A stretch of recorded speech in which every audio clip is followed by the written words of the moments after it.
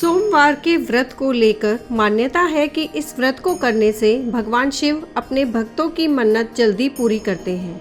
सोमवार का दिन भगवान शिव को समर्पित है, इसलिए इस दिन भगवान शिव की पूजा और व्रत करने का महत्व और ज़्यादा बढ़ जाता है।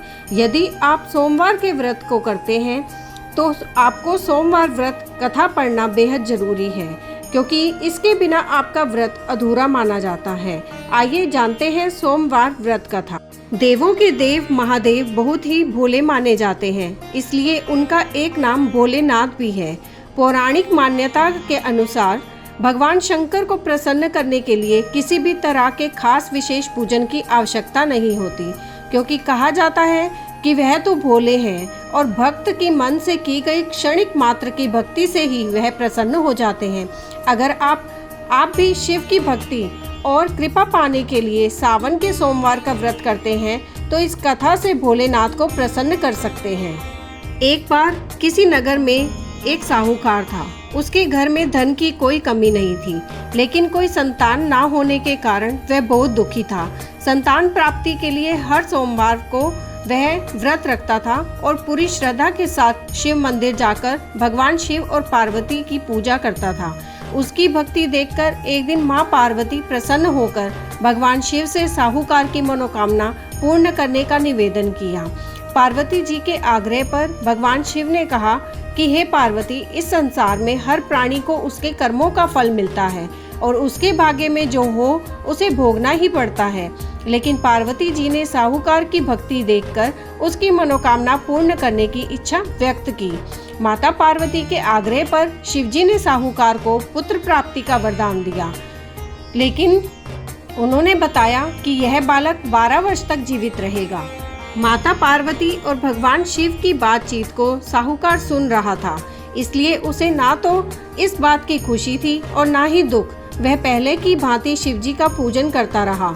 कुछ समय के बाद साहूकार की पत्नी ने एक पुत्र को जन्म दिया। जब वह बालक 11 वर्ष का हुआ तो उसे पढ़ने के लिए काशी भेज दिया गया। साहूकार ने पुत्र के मामा को बुलाकर उसे बहुत सारा धन देते हुए कहा, तुम इस बालक को काशी विद्या प्राप्ति के लिए ले जाओ।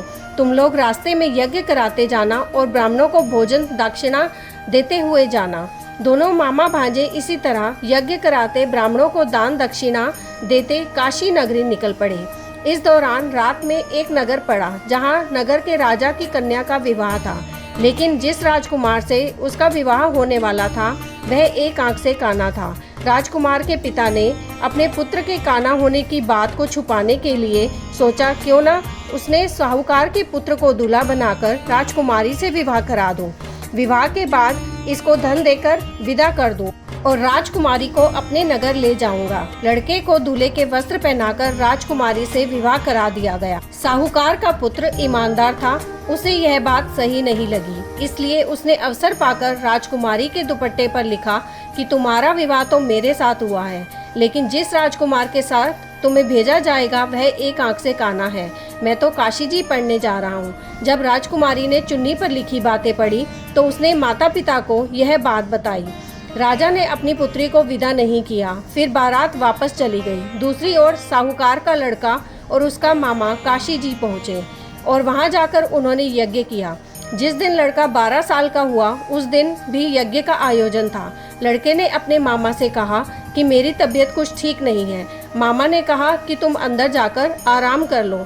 शिवजी के वरदान अनुसार कुछ ही देर में उस बालक के प्राण निकल गए।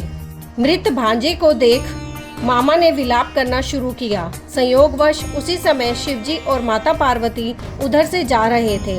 पार्वती माता ने भोलेनाथ से कहा, स्वामी, मुझे किसी के रोने का स्वर सहन नहीं हो रहा, आप इस व्यक्ति के कष्ट को अवश्य दूर करें। जब शिवजी मृत बालक के समीप गए तो वह बोले कि यह उसी साहूकार का पुत्र है जिसे मैंने 12 वर्ष की आयु का वरदान दिया था। अब इसकी आयु पूरी हो चुकी है। लेकिन मातृ भाव से विभोर माता पार्वती ने कहा कि हे महादेव, आप इस बालक को और आयु देने की कृपा करें, अन्यथा इसके वियोग में इसके माता पिता भी तड़प तड़प कर मर जाएंगे। माता पार्वती के पुनः आग्रह पर भगवान शिव ने उस लड़के को जीवित होने का वरदान दिया। शिवजी की कृपा से वह लड़का जीवित हो गया।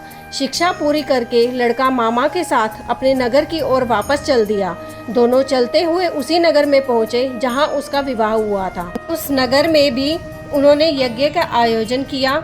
उस लड़के के ससुर ने उसे पहचान लिया और महल में ले जाकर उसकी खातिरदारी की और अपनी पुत्री को विदा किया। इधर साहूकार और उसकी पत्नी भूखे प्यासे रहकर बेटे की प्रतीक्षा कर रहे थे। उन्होंने प्रण कर रखा था कि यदि उन्हें अपने बेटे की मृत्यु का समाचार मिला तो वह भी प्राण त्याग देंगे, परंतु अपने बेटे के जीवित होने का समाचार पाकर वे बेहद प्रसन्न हुए। उसी रात भगवान शिव ने साहूकार के स्वप्न में आकर कहा, हे श्रेष्ठी, मैंने तेरे सोमवार के व्रत करने और व्रत कथा सुनने से प्रसन्न होकर तेरे पुत्र को लंबी आयु प्रदान की है। इसी प्रकार जो कोई सोमवार व्रत करता है या कथा सुनता या पढ़ता है, उसकी सभी दुख दूर होते हैं और सभी मनोकामनाएं पूर्ण होती हैं। यहीं ये कथा समाप्त होती है। आगे की और कथा सुनने के लिए आपके अपने चैनल एस्ट्रो नॉलेज को सब्सक्राइब कर लीजिए ताकि आने वाले वीडियोस के नोटिफिकेशन आपको मिल सके। ओम नमः शिवाय।